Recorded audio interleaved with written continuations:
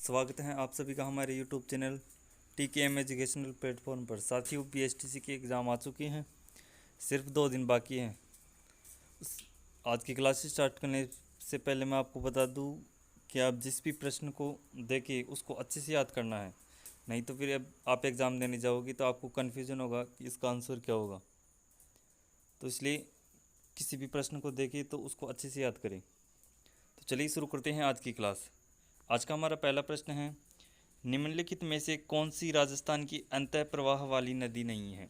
कांतली, घग्गर, साबरमती या फिर काकनी। तो साथियों, साबरमती नदी जो है आंतरिक जल प्रवाह की नदी नहीं है, तो हमारा सी ऑप्शन राइट हो जाएगा। कौन सी नहीं है? साबरमती नदी। साबरमती नदी अरब सागर में गिरने वाली नदी है। कौन सी नदी है? अरब सागर में गिरने वाली नदी है। इसके अलावा कांतली, घग्गर और काकनी नदी की बात करें तो ये आंतरिक प्रवाह वाली नदियाँ हैं। यानी किसी भी आंतरिक प्रवाह वाली नदियाँ वे नदियाँ होती हैं जो अपना जल किसी नदिया नाले में ना गिरा कर धरातल में विलुप्त हो जाती हैं, उसे क्या कहा जाता है? आंतरिक प्रवाह वाली नदियाँ। तो ये 3 नदियाँ आंतरिक प्रवाह वाली नदियाँ हैं। बाकी साबरमती नदी जो है अरब सागर में गिरने वाली नदी। चलते हैं अगले प्रश्न की ओर। अगला प्रश्न है, सर्वाधिक उपजाऊ मानी जाने वाली मिट्टी कौन सी है? लाल दोमट, जलोढ़, काली या फिर रेतीली।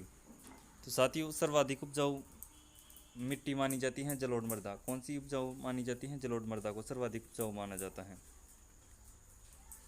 सर्वाधिक उपजाऊ मिट्टी जलोढ़ मृदा। जलोढ़ मृदा यानी नदियों द्वारा बहा कर लाई गई मिट्टी को क्या कहा जाता है? जलोढ़ मृदा कहा जाता है। यानी नदी ये मतलब नदियों के द्वारा जो मिट्टी बहा कर लाई जाती हैं उसे क्या कहा जाता है? जलोढ़ मृदा। और यह सबसे उपजाऊ मिट्टी मानी जाती है। तो हमारा राइट आंसर हो जाएगा बी ऑप्शन। चलते हैं अगले प्रश्न की ओर। अगला प्रश्न है, कपास की कृषि हेतु सर्व उपयुक्त मिट्टी कौन सी है? लाल दोमट, जलोढ़, रेतीली या फिर काली मृदा। तो साथियों, कपास की कृषि के लिए काली मृदा सबसे उपजाऊ मानी जाती हैं, उपयुक्त मानी जाती हैं। कौन सी मृदा को? काली मृदा को। और काली मृदा को रेगुर मृदा भी कहा जाता है।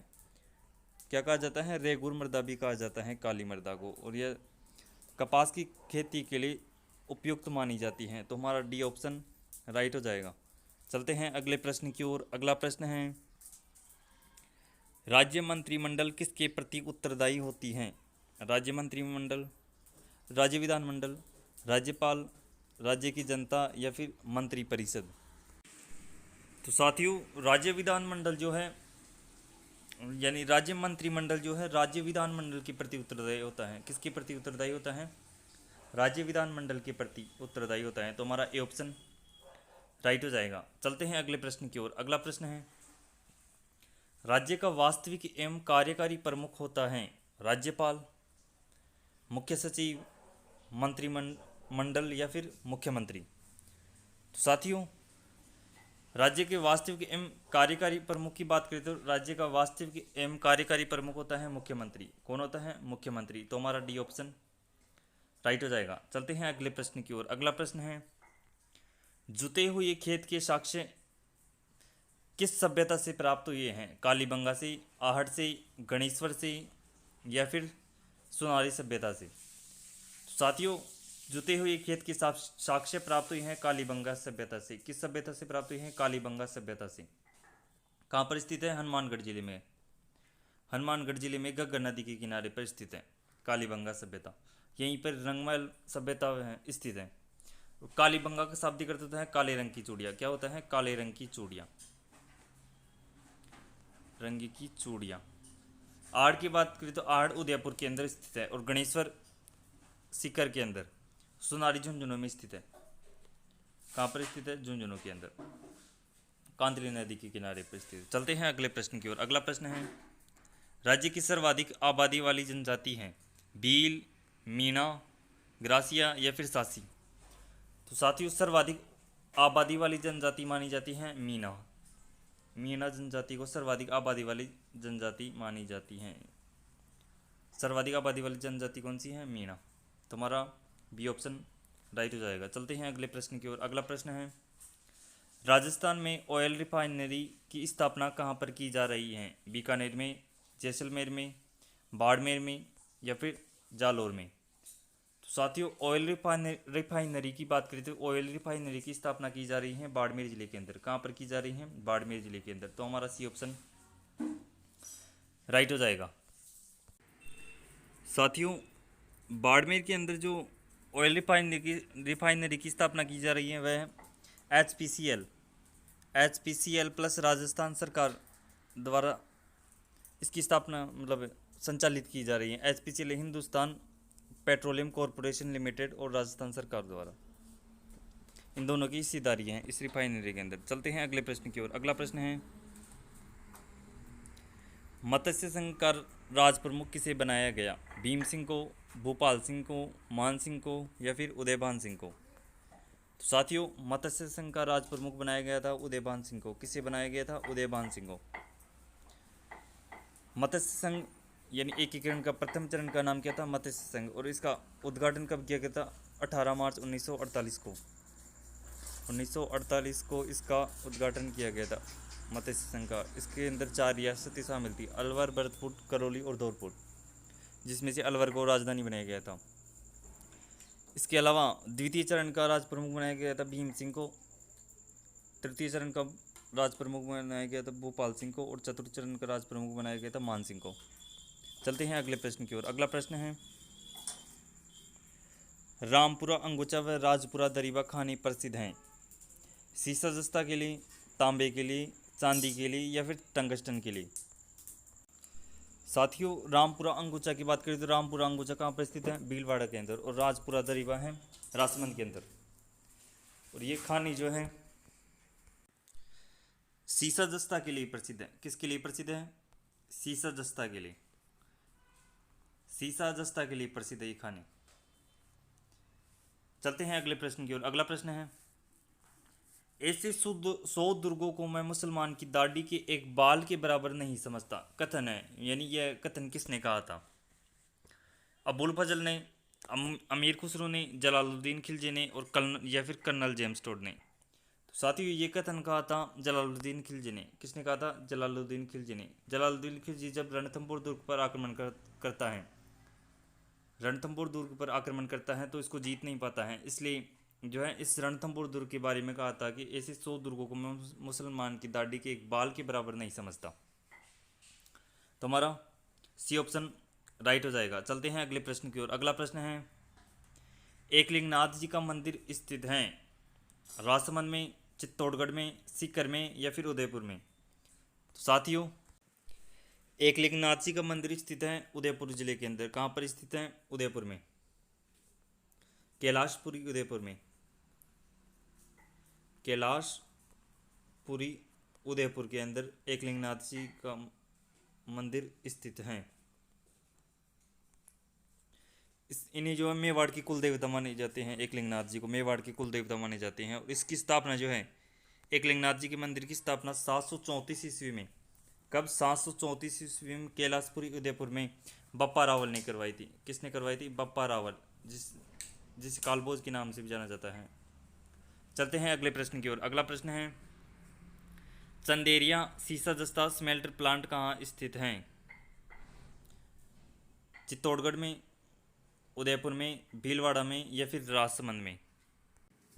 तो साथियों, चंदेरिया सीसा जस्ता स्मेल्टर प्लांट स्थित है चित्तौड़गढ़ जिले के अंदर। कहाँ पर स्थित है? चित्तौड़गढ़ में। तो हमारा ए ऑप्शन राइट हो जाएगा। चलते हैं अगले प्रश्न की ओर। अगला प्रश्न है, भीमलत जलप्रपात स्थित है मैनाल नदी पर, मांगली नदी पर, बेड़स नदी पर या फिर चंबल नदी पर? तो साथियों, भीमलत जलप्रपात स्थित है मांगली नदी पर।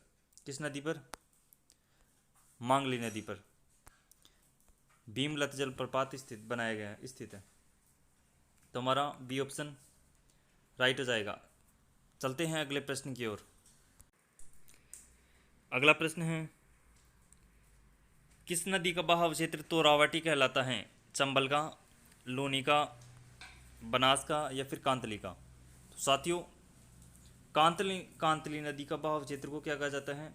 तोरावटी कहा जाता है। किस नदी के बहाव क्षेत्र को कहा जाता है? कांतली नदी के बहाव क्षेत्र को तोरावटी के नाम से जाना जाता है। कांतली नदी की बात करें तो कांतली नदी खंडेला की पहाड़ियाँ सीकर से निकलती हैं और झुंझुनू में जाकर विलुप्त हो जाती हैं। इसकी कुल लंबाई की बात करते हैं, इसकी कुल लंबाई है 100 किलोमीटर। कितनी है? 100 किलोमीटर। और आंतरिक जल प्रवाह की सबसे लंबी नदी है पूर्ण बहाव की दृष्टि से। चलते हैं अगले प्रश्न की ओर। अगला प्रश्न है, बामनी किस नदी की सहायक नदी है? माही की, चंबल की, पार्वती की या फिर बनास की? तो साथियों, बामनी नदी की बात करें तो बामनी सहायक है चंबल नदी की। किस नदी की सहायक है? चंबल नदी की सहायक है। और चंबल और बामनी नदी के संगम पर बना हुआ है भैंसरोडगढ़ दुर्ग। कौन सा दुर्ग बना हुआ है? भैंसरोडगढ़ दुर्ग, चंबल और बामनी नदी के संगम पर। चलते हैं अगले प्रश्न की ओर। अगला प्रश्न है, एकीकरण के कौन सी चरण में जयपुर को राजधानी बनाया गया? प्रथम चरण में, द्वितीय चरण में, तृतीय चरण में या फिर चतुर्थ चरण में? तो साथियों, जयपुर को राजधानी बनाया गया था एकीकरण के चौथे चरण में। किस चरण में बनाया गया था? एकीकरण के चौथे चरण में। तुम्हारा डी ऑप्शन राइट हो जाएगा। साथियों, एकीकरण के चौथे चरण का उद्घाटन किया गया था 30 मार्च। कब किया गया था? 30 मार्च 1949 को। 1949 को एकीकरण के चौथे चरण का उद्घाटन किया गया था। और इस दिन जो है 30 मार्च को राजस्थान दिवस भी मनाया जाता है, क्योंकि एकीकरण के चौथे चरण के अंतर्गत जो है राजस्थान की 4 बड़ी रियासतों को शामिल किया गया था, जिनमें जयपुर होगी, जोधपुर होगी, जैसलमेर और बीकानेर। इन 4 बड़ी रियासतों को एकीकरण के चौथे चरण में शामिल किया गया था। और सबसे बड़ा चरण भी यही माना जाता है। एकीकरण के चौथे चरण को सबसे बड़ा चरण भी माना जाता है।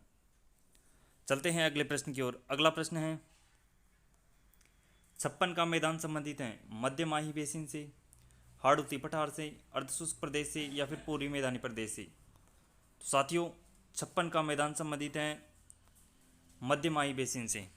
किससे? मध्य माही बेसिन से। यानी माही नदी जो है डूंगरपुर बांसवाड़ा जिले में बहती हैं, यानी प्रतापगढ़ के किनारे पर बहती हैं। और 56 का मैदान भी प्रतापगढ़ और बांसवाड़ा जिले के अंदर स्थित है, इसलिए मध्य माही बेसिन के नाम से संबंधित है 56 का मैदान। चलते हैं अगले प्रश्न की ओर। अगला प्रश्न है, फलकुबाई संबंधित थी भौई नृत्य से, कालबेलिया नृत्य से, चरी नृत्य या फिर तिरताली नृत्य से? तो साथियों, फलकुबाई संबंधित थी चरी नृत्य से। किससे संबंधित थी? चरी नृत्य से फलकुबाई संबंधित थी। और यह कहाँ का प्रसिद्ध है? किशनगढ़ अजमेर का। और गुर्जर जाति के लोगों का प्रसिद्ध नृत्य है यह। चलते हैं अगले प्रश्न की ओर। अगला प्रश्न है, राजस्थान में सबसे पहले सूर्य उदय व अस्त किस जिले में होता है? अलवर में, जोधपुर में, जैसलमेर में या फिर धौलपुर में? तो साथियों, सबसे पहले सूर्य उदय व अस्त होता है धौलपुर जिले के अंदर। किस में होता है? धौलपुर में। तुम्हारा डी ऑप्शन राइट हो जाएगा। राजस्थान का सबसे छोटा जिला धौलपुर है। कौन सा है? धौलपुर है, क्षेत्रफल की दृष्टि से। और इसका प्राचीन नाम की बात करें तो इसका प्राचीन नाम है कोठी। क्या है? कोठी। चलते हैं अगले प्रश्न की ओर। अगला प्रश्न है, मेवाड़ का गांधी के रूप में किसे जाना जाता है? भोगीलाल पांड्या, माणिक्यलाल वर्मा, गोकुलभाई भट्ट या फिर जय नारायण व्यास? तो साथियों, मेवाड़ का गांधी कहा जाता है माणिक्यलाल वर्मा को। किसे कहा जाता है? माणिक्यलाल वर्मा को। तो हमारा बी ऑप्शन राइट हो जाएगा। राजस्थान की गांधी की बात करें तो राजस्थान का गांधी कहा जाता है गोकुलभाई भट्ट को। किसे कहा जाता है? गोकुलभाई भट्ट। और वागड़ के गांधी कहा जाता है भोगीलाल पांड्या को। भोगीलाल पांड्या क्या कहा जाता है? वागड़ का गांधी। चलते हैं अगले प्रश्न की ओर। अगला प्रश्न है, निम्न में से कौन सी नदी कर्क रेखा को 2 बार काटती है? चंबल, बनास, माही या फिर लूनी? तो साथियों, कर्क रेखा को 2 बार काटने वाली नदी है माई नदी। कौन सी नदी है? माई नदी। तो हमारा सी ऑप्शन राइट हो जाएगा। माई नदी जो है, माई नदी को जो वागड़ व कांठल की गंगा भी कहा जाता है। क्या कहा जाता है? वागड़ व कांठल की गंगा भी कहा जाता है माई नदी को। आदिवासियों की गंगा कहा जाता है। उल्टी यू के आकार में बहने वाली नदी कहा जाता है। और कर्क रेखा को 2 बार काटने वाली नदी कहा जाता है माई नदी को। चलते हैं अगले प्रश्न की ओर। अगला प्रश्न है, गोंद उत्पादन के लिए प्रसिद्ध हैं चौहटन, बालोतरा, सिवाना या फिर बांसवाड़ा। तो साथियों गोंद उत्पादन की बात करें तो गोंद उत्पादन के लिए प्रसिद्ध है चौटन। क्या कौन सा प्रसिद्ध है? चौटन। तो हमारा ए ऑप्शन राइट हो जाएगा। चौटन कहाँ पर स्थित है? बाड़मेर जिले के अंदर। चौटन बाड़मेर गोंद उत्पादन के लिए प्रसिद्ध है। चलते हैं अगले प्रश्न की ओर। अगला प्रश्न है, आनासागर झील का निर्माण किसने करवाया था? पृथ्वीराज चौहान ने, अर्णोराज ने, अजीत सिंह ने या फिर अकबर ने? तो साथियों आनासागर झील का निर्माण करवाया था अर्णोराज। किसने करवाया था? अर्णोराज ने या फिर आनाजी ने। इसे आनाजी के नाम से भी जाना जाता है, अर्णोराज आनाजी ने। तो हमारा बी ऑप्शन राइट हो जाएगा। और इस आनासागर झील की बात करें तो आनासागर झील के अंदर दौलतबाग सुभाष उद्यान स्थित है। और यहाँ पर जो है अस्मत बेगम ने गुलाब से इत्र बनाने की विधि तैयार की थी। चलते हैं अगले प्रश्न की ओर। अगला प्रश्न है, राजपूताना नाम का सर्वप्रथम प्रयोग कब व किसने किया था? तो हमारे पास ऑप्शन है 1800 ईस्वी में जॉर्ज थॉमस ने, 1890 ईस्वी में विलियम बेंटले ने, 1922 ईस्वी में सर जॉन ने या फिर 1902 में लॉर्ड कर्जन ने। तो साथियों सर्वप्रथम राजपूताना शब्द का प्रयोग किया था 1800 ईस्वी में जॉर्ज थॉमस ने। किसने किया था? 1800 ईस्वी में जॉर्ज थॉमस ने। तो हमारा ये ऑप्शन राइट हो जाएगा। साथियों आज के लिए इतना ही, मिलते हैं अगले वीडियो में। वीडियो को लाइक करें, शेयर करें और चैनल को सब्सक्राइब करें। धन्यवाद।